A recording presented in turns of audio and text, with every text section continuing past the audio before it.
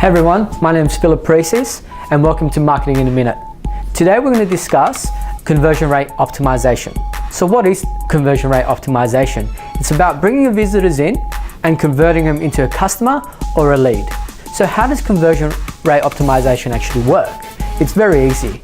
People come into your website as visitors, they look at a few pages and engage with your website.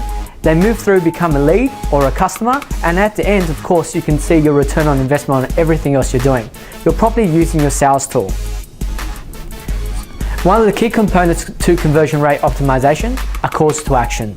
A call to action could be a button saying, book an appointment, contact us now, or even purchase. So how do you use call to actions on your website? You use them always above the fold. So what is the fold? The fold is the first part of the website that you open that you can see. So on a desktop site, it's the first square, rectangle that you actually see when you open. On a mobile phone, it's exactly the same thing depending how you have your mobile device. Another component to conversion rate optimization is trust. So how do you build a trust on a website? So let's think about it. How do you build trust in day-to-day life? You meet people, you shake their hands and you tell them what you're about and you build rapport. On a website, it's a little bit different. You actually need to show elements of trust. And how you show elements of trust is using symbols or testimonials possibly. So imagine a trust symbol from a bank on your website. When people are completing their purchase and you always have the symbol there, you build trust that you're aligned with this bank and they know their transaction will be safe with you. Another example of trust is to show credibility. If you're part of a chamber or any other industry, if you're a doctor and you're part of a medical association, don't forget to use those site symbols on your website too. It builds up trust. Another component of conversion rate optimization is social proof. Showing people that there's others that have taken the steps before you. You can have a Facebook widget, a social feed, showing other people that have liked your page or other customers or past clients on Twitter or on LinkedIn, for example. So if you have a Facebook page, a LinkedIn page, or a Twitter feed, I highly recommend that you actually showcase that somewhere on your website, especially when people are about to contact you or buy your product, because that actually shows that someone else has taken the step before them. Another thing I wanted to mention today is your forms. Your forms are a super important element because that's the way that people connect with you on your website, right? So how does that relate to conversion rate optimization? Well, let's think about it.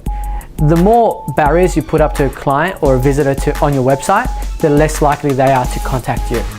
Short forms work a lot better than any other form. If you don't need particular details about when they were born, what country they were born, and the name of their first child, don't put it in there. I'm sure you wouldn't like to fill out forms that long anyway. You're not submitting a thesis. You actually just want the quickest amount of information so people can contact you depending what they need.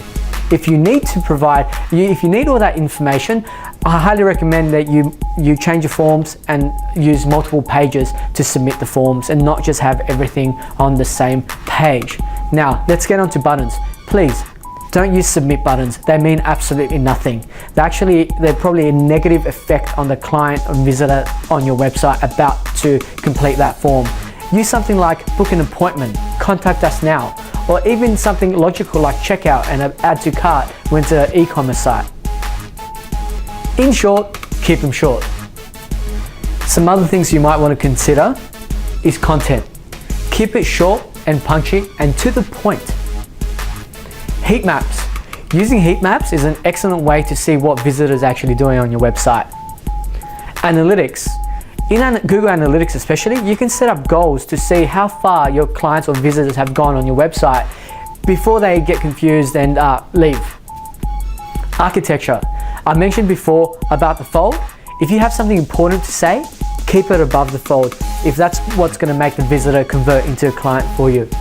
Load speeds. It's very important, especially in this day and age. We're all ADD. We don't have time to wait for a website to load, and I highly recommend that you keep it as fast as possible. Think about your web hosting provider. Now that you've learned all these elements of conversion rate optimization, I highly recommend you put them in place. Go look at your website, go look at what it's doing on multiple devices, and it will give you a very good idea on what sort of journey someone may take and where you should move content. Remember, use your Google Analytics as a guide to your success.